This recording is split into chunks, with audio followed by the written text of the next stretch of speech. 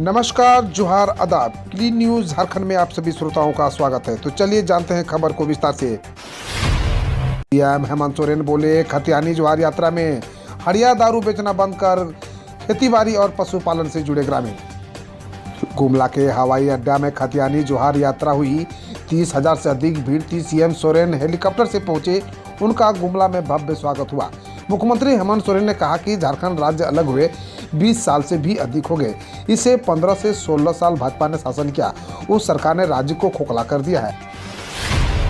सदर अस्पताल रांची में शुरू होगी डीएनए बी कोर्स की पढ़ाई, जाने झारखंड के लिए कैसे साबित होगा फायदेमंद।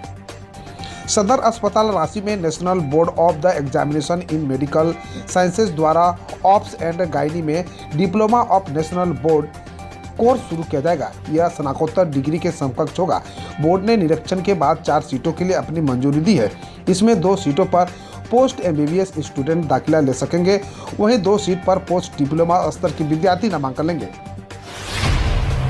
मूल बजट से अब तक नहीं हुई आधी राशि भी खर्च, द्वितीय अनुपूरक बजट की तैयारी में जुटी सरकार।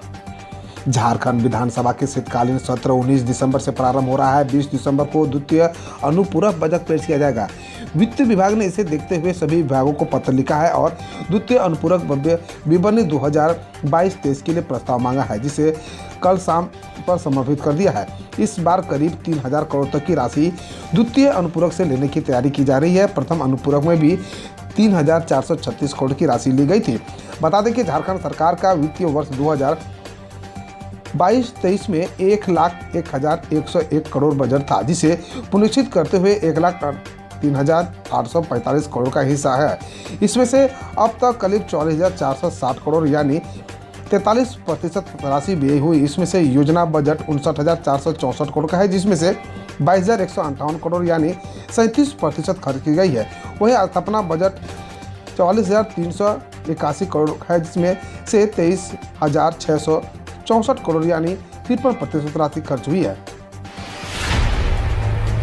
निलंबित आईएएस पूजा सिंघल को नहीं मिला बेल। झारखंड की निलंबित आईएएस अधिकारी पूजा सिंघल की खराब स्वास्थ्य के कारण जमानत की याचिका पर सुप्रीम कोर्ट के जस्टिस अभय एस ओका की अदालत ने सुनवाई की।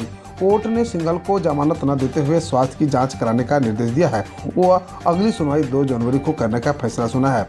बता दें, पूजा सिंघल ने अपने स्वास्थ्य को हवाला देते हुए सुप्रीम कोर्ट में जमानत याचिका दाखिल की थी। जैक मैट्रिक इंटर की परीक्षाएं होली के बाद। जैक की मैट्रिक इंटर परीक्षा 2023 का मॉडल प्रश्न पत्र सेट तैयार कर लिया गया है।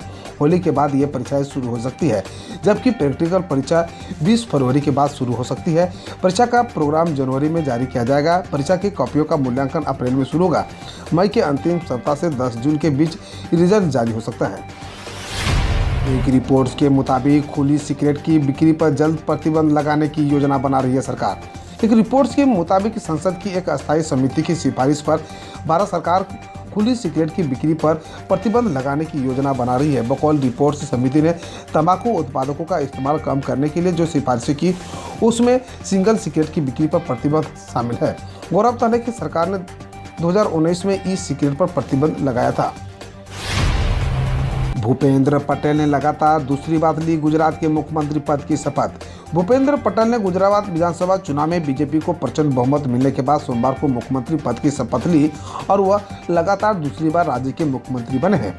गांधीनगर में हुए शपथ ग्रहण समारोह में प्रधानमंत्री नरेंद्र मोदी, गृह मंत्री अमित शाह, बीजेपी अध्यक्ष जेपी नड्डा और बीजेपी शासित राज्यों के मुख्यमंत्री शामिल हुए थे।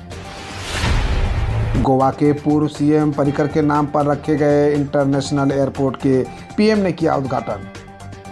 प्रधानमंत्री नरेंद्र मोदी ने रविवार को गोवा में मोपा इंटरनेशनल एयरपोर्ट का उद्घाटन किया, जिसकी आधारशिला नवंबर 2016 में उन्होंने रखी थी। प्रधानमंत्री ने कहा, मुझे खुशी है कि इस एयरपोर्ट का नाम मेरे प्रिय सहयोगी दिवंगत मनोहर पर्रिकर यानी पूर्व मुख्यमंत्री के नाम पर रखा गया है।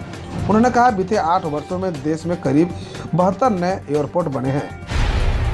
सीनियर सिटीजन को मिलेगी रेल किराए में छूट। सीनियर सिटीजन को मिलने वाली छूट को लेकर रेल मंत्री ने बड़ी जानकारी दी। इसके मुताबिक रेलवे वरिष्ठ नागरिकों को मिलने वाली छूट को बहाल करने जा रहा है। मीडिया रिपोर्ट्स के मुताबिक रेलवे बोर्ड सीनियर सिटीजन के लिए आयु सीमा में बदलाव करने की योजना बना रहा है।